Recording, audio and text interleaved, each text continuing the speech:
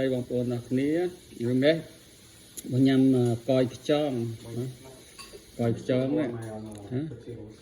coi tròn là tròn sẽ hào không thì thay này nhằm cho môi trôi mệt đây nó coi chén trôi mệt ngon nhá con tự chơi hơi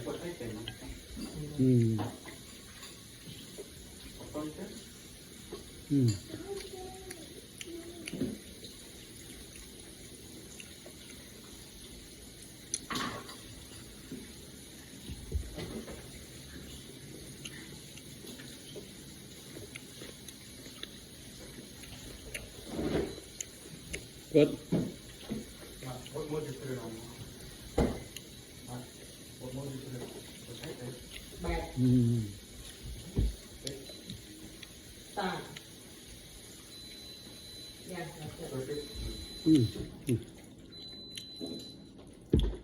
làm mũi bia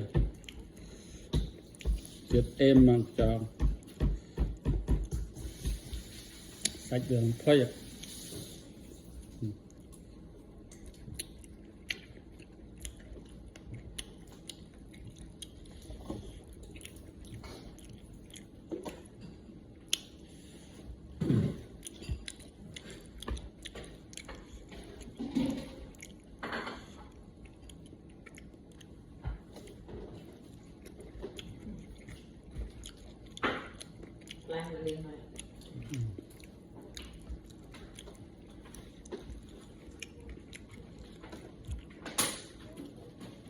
em đi mạnh lên là con á.